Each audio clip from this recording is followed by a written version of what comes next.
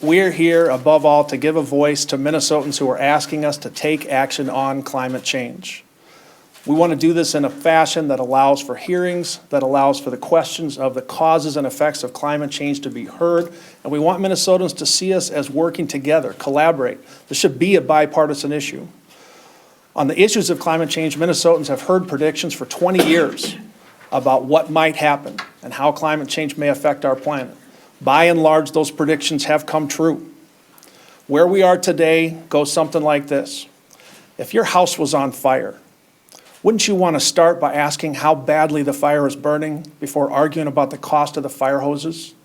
What we need to do in the Minnesota Senate is hold hearings on the causes and effects in climate change. What are we afraid of?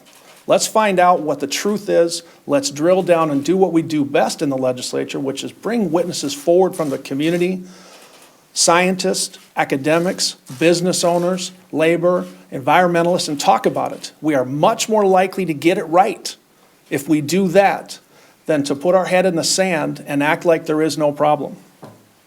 Now, the Clean Energy Climate Caucus is joining the governor's climate cabinet and our friends in the House DFL Climate Action Caucus. We're very excited to work with them and any other legislator that wants to work on these issues. As we go forward, here's some things that we see ourselves doing. First, promote hearings and legislation that address clean energy and climate change.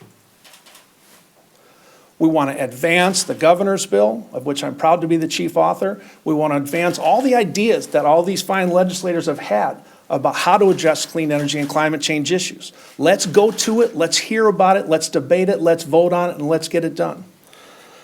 Number two, we want to give a voice to Minnesotans who have for many years already been working on this issue. We're talking about clean energy advocates. We're talking about business owners, one of whom is here today to tell us about the economic opportunities. We often boast there are 60,000 clean energy jobs right now in Minnesota. Who knows where we can go?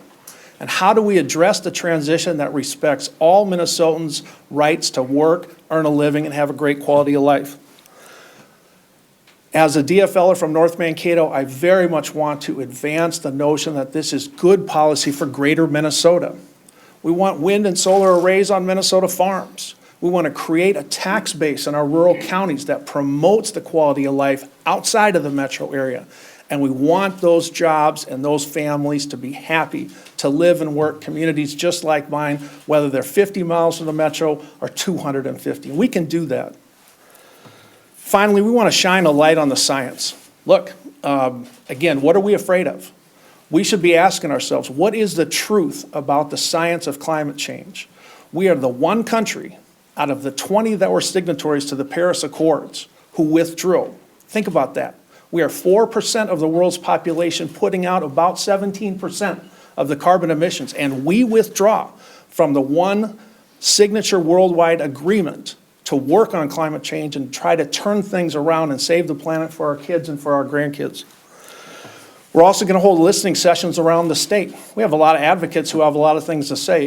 In my district, we have several institutions of higher learning. Do you want to know how many emails I get from college students about the issues of climate change? I lost count a long time ago. And we're going to go to those Minnesotans, ask them, what do you think? What are the costs and benefits of change? How do we get there? And I think we'll find a lot of willing voices.